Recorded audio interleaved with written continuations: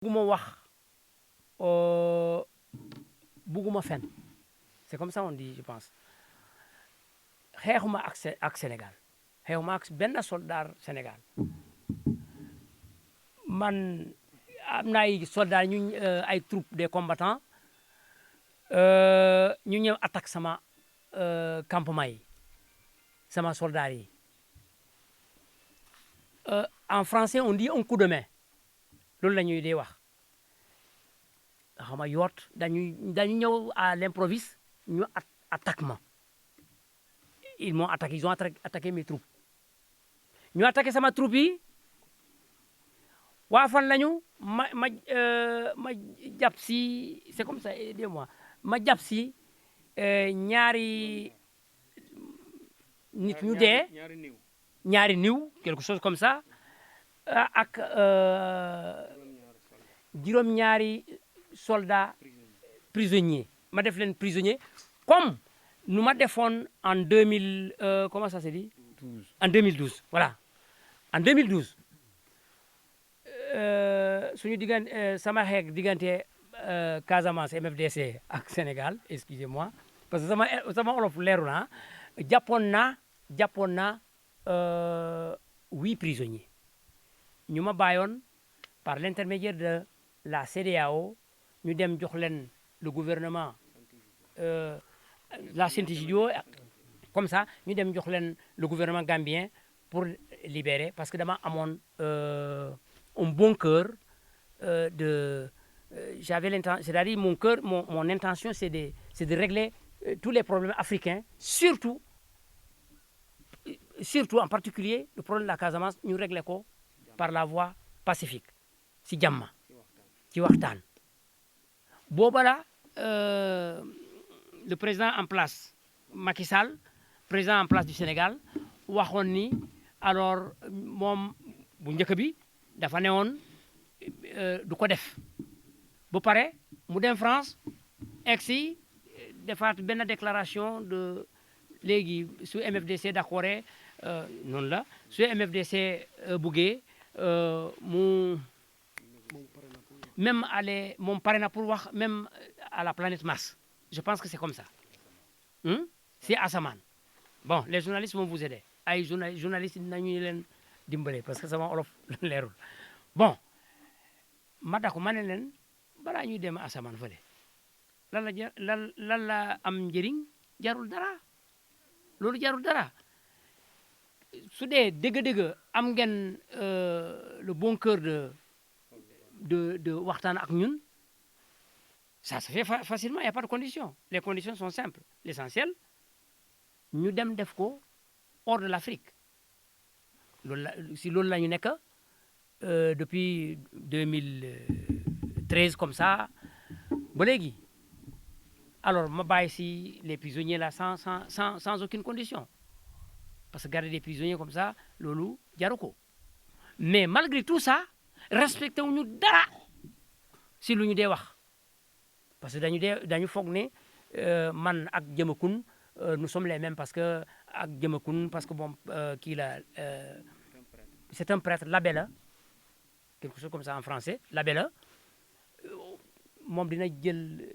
dañ koy dee nax wala ñu font ko ba pare ñu ne non yow prêtre nga et puis et cetera mais avec Salif ce n'est pas ça bon de ce fait si loolu laa nekk toujours avec le sentiment de régler le problème de la Casamance par la voie pacifique si loolu laa nekk alors soudainement ay soldats jógee fii réewum Gambie fii frontière fële Gambie ñëw attaqué suñu base yi en plein territoire casamançais or lu may wax fii ay yenn journalistes yi parce que yéen a day wax yëpp depuis que la guerre a commencé en Casamance depuis bi xeex bi commencé fii Casamance excusez-moi un peu naka la tuddati suñu une base du MFDC n'a jamais été plantée en territoire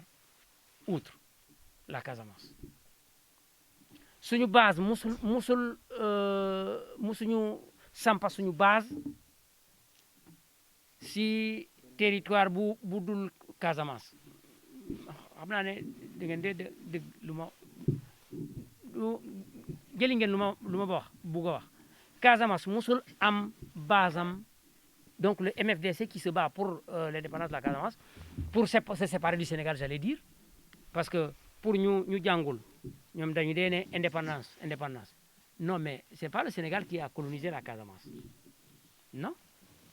ñun suñuy ñaan indépendance kan lañu koy ñaan peut-être le Portugal premier colonisateur mais le Portugal même a reconnu que moom dafa coloniser Casamance mais maîtriser wu ko defu ko jaam defu ko une colonie portugaise anglais yi ñëw ñoom tam ñu xam loolu français yi ñëw ñu bind ko mu ngi sama book bi ku bugg a dégg ku bugg a xam dégg bi da nga uti livre bi book bi foofu laa wax histoire tuuti rek tuuti livre bi je l'ai intitulé La Casamance pays du refus mu ngi nii ma ne le droit qui vaut la mort nii laa ko titré comme un titre philosophique c'est un droit ñu ngi sama loxo ñoom